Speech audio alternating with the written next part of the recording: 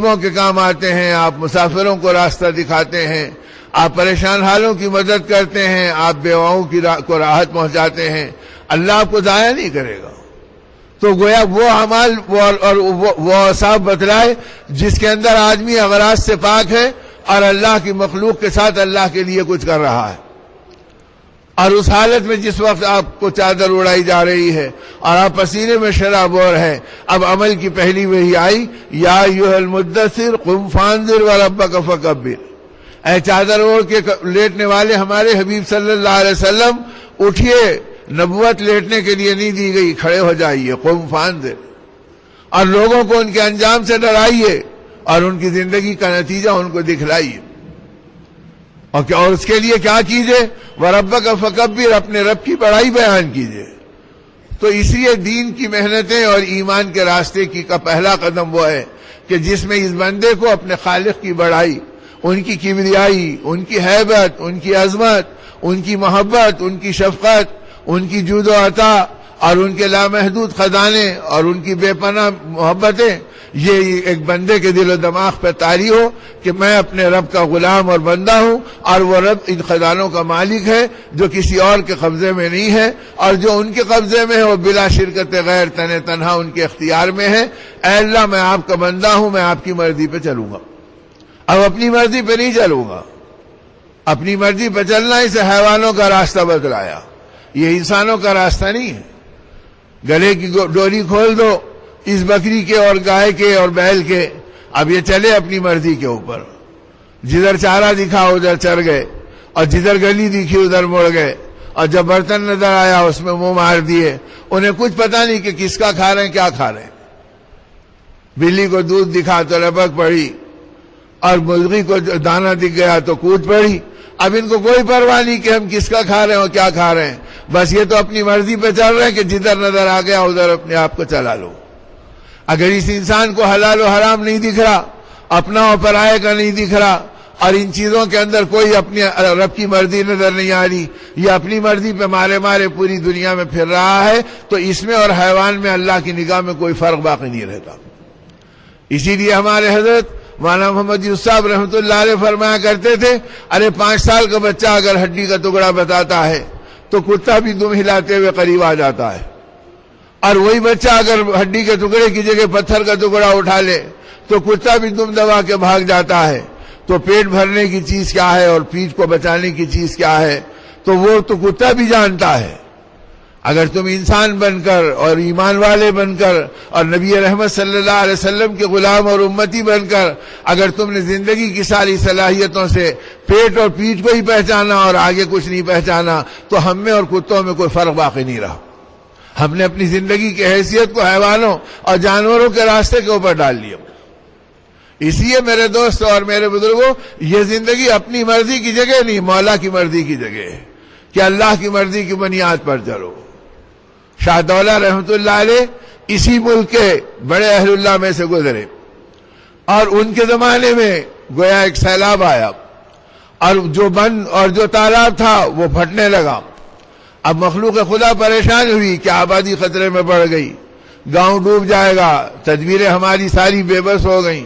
اور جب آدمی مصیبت میں پریشان ہوتا تو اللہ اور اللہ والے یاد آتے ہیں، اور اسی کو اللہ پاک کہتے ہیں کہ راحتیں دیتے ہیں تو تم ہم سے غافل ہو جاتے ہو، اور سہولتیں ملتی ہیں تو اس کے اندر تم ڈوب جاتے ہو اور باغی بن جاتے ہو، اور جب مشقتوں میں پکڑتے ہیں تو ہمارے علاوہ تم کو کوئی نظر نہیں آتا، اور اب کہتے ہیں کہ اللہ کے علاوہ کوئی اور نہیں بچا سکتا۔ تو یہ مزاج تو منافقین و مشرکین کا بھی تھا کہ بے بس ہوتے تو اللہ ہی کو پکارتے، اور مومن وہ ہے جو ہر حال میں اللہ کی طرف چلے۔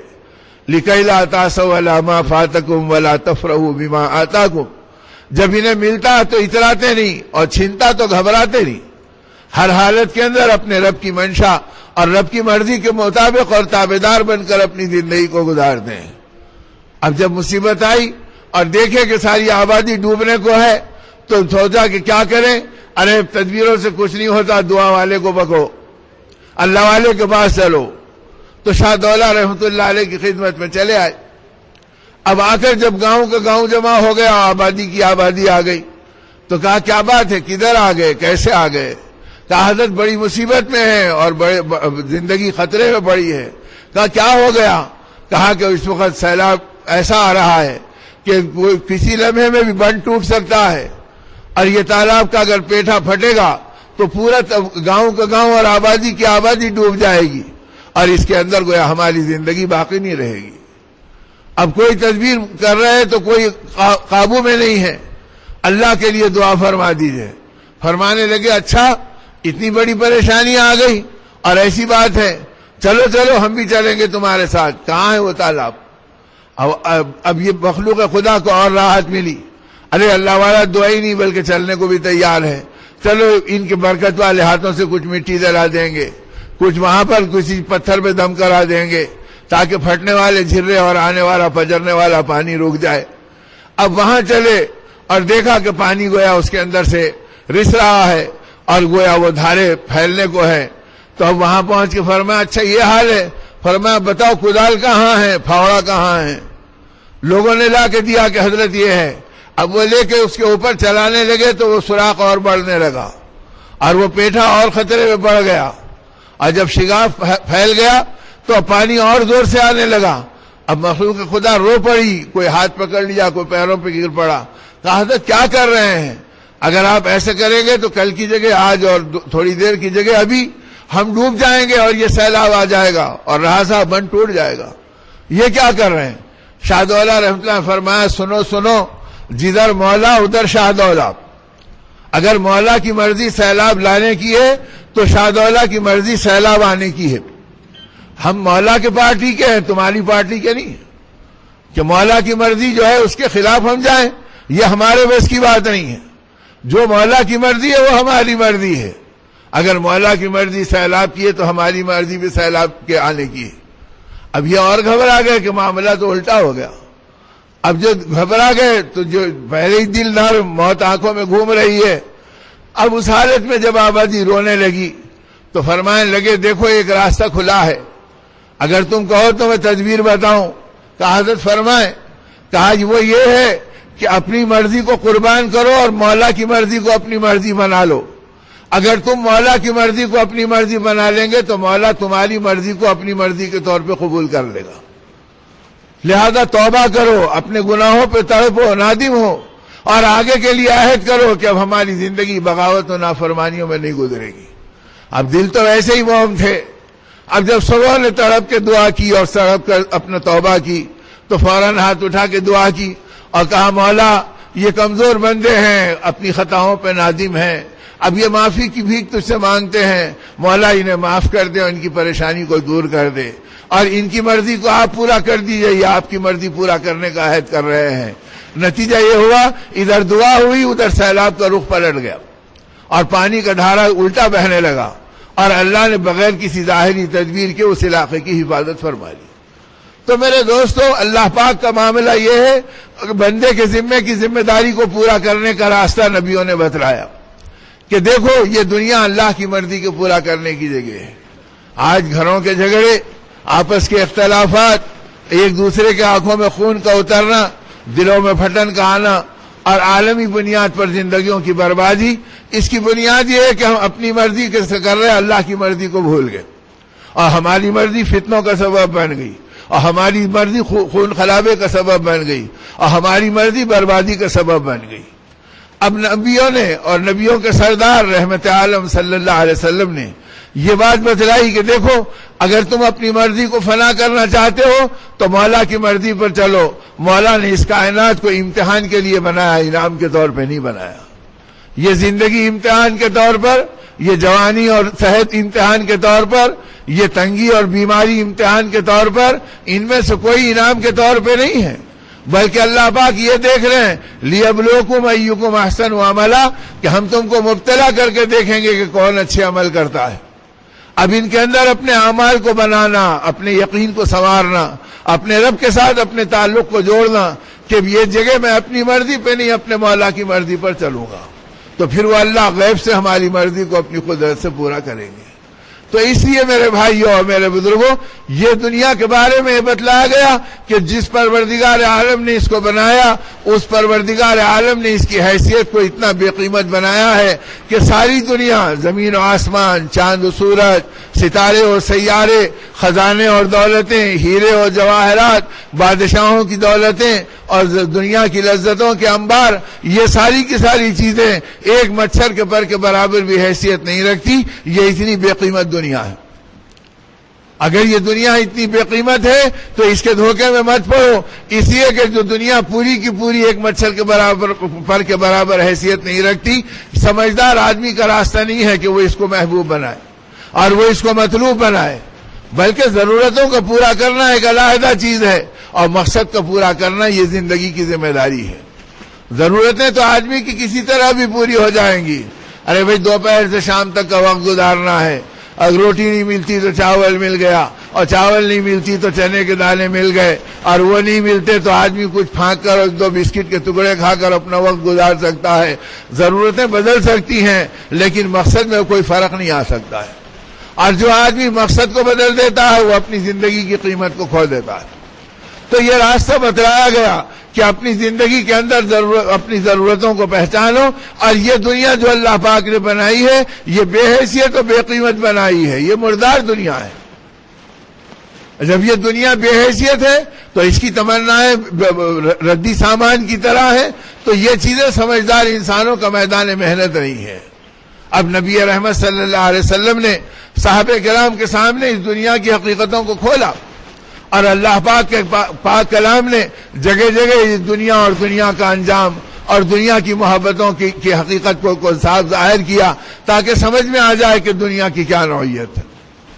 کہ ساری دنیا کے بارے میں رحمت عالم صلی اللہ علیہ وسلم کے ارشاد پاک کا خلاصہ یہ ہے کہ کل قیامت کا میدان ہوگا اور اللہ پاک اس پوری دنیا کو ایسے سجائیں گے جیسے کوئی دلہن کو سجاتا ہے، اور ایسے سجائیں گے کہ اس کے اندر کی تمام زیب و زینت کی چیزوں سے اسے سجایا جائے گا، خالی اس کے کو رنگ برنگا نہیں بنایا جائے گا، اس کے سونے سے، اس کے چاندی سے، اس کے ہیروں سے، اس کے جواہرات سے، اس کی جاذبیت والی زرق برق سے اور اس کے اندر کی تمام تمطراق سے اس کو سجا کر دلہن بنا کر اللہ کی پاک بارگاہ میں پیش کیا جائے گا، اور پھر اللہ کی پاک بارگاہ میں اس کی طرف سے درخواست کی جائے گی اور اس کو گویائی کی قوت دی جائے گی، اور یہ دنیا کہے گی کہ اے اللہ، اتنے سجنے کے باوجود، اتنا بنٹھن جانے کے باوجود میں آپ کے سامنے قسم کھا کے یہ کہتی ہوں میں کسی ادنا جنتی کے جنت کے برابر نہیں ہوں، البتہ کسی جنت کے کونے میں مجھے بھی داخل کر دیجئے۔